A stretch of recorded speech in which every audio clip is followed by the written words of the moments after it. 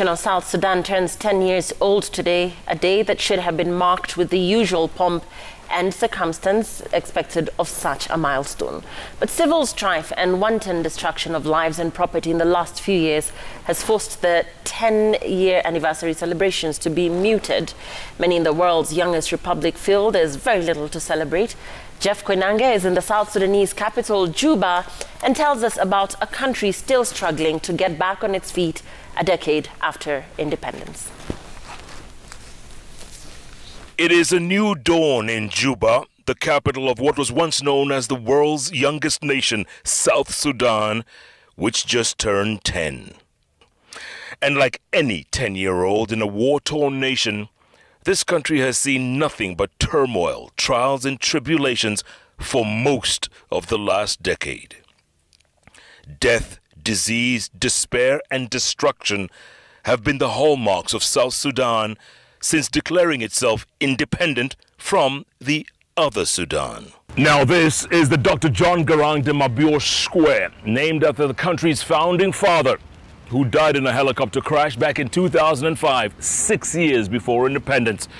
Now, on any given Independence Day, this square will be jam-packed with tens of thousands of South Sudanese celebrating their country's freedoms.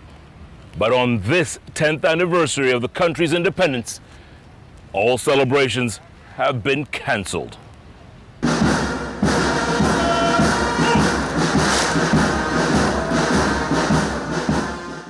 Truth be told, there was a bit of pomp, at least at the office of the president, restricted to a few invited guests and the world's media, and a chance for the country's president, Salva Kiir Mayardit, to remind his people that peace is not merely the absence of war, and that better days are still ahead for this young nation.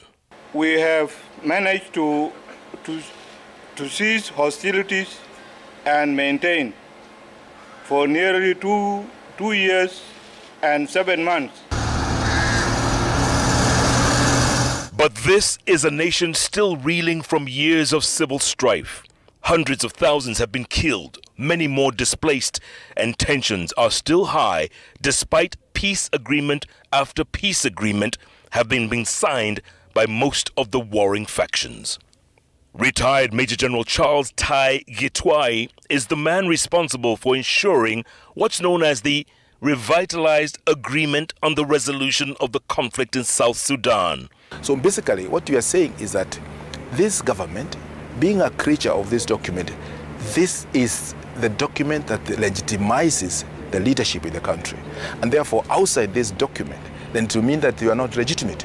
The general, who spent 41 years in the military, which included tours in strife-torn countries from Sierra Leone to Somalia, says South Sudan's destiny rests in the hands of its own people.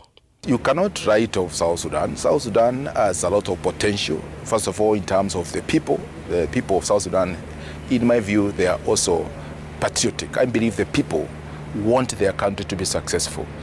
Much of that potential rests in the hands of this man, much older than he was 10 years ago when he took over the reins of power, and perhaps a little wiser, especially when he insists that going back to war is now a thing of the past. On my part, I assure you that I will not return you back to war again.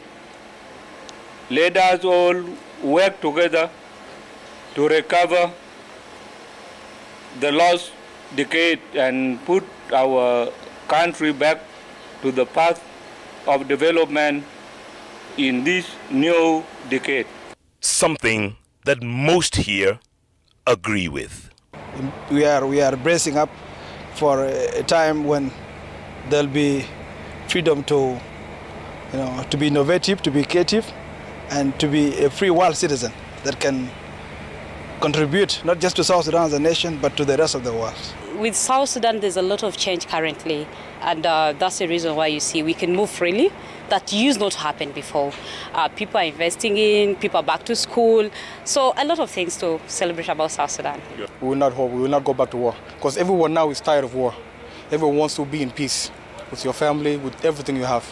Yes, so everyone wants peace. So much potential and so much goodwill from around the world, and yet so much wasted time and effort. South Sudan at 10, and there seems very little to celebrate, at least for now. Jeff Koinange, Citizen Television, Juba, South Sudan.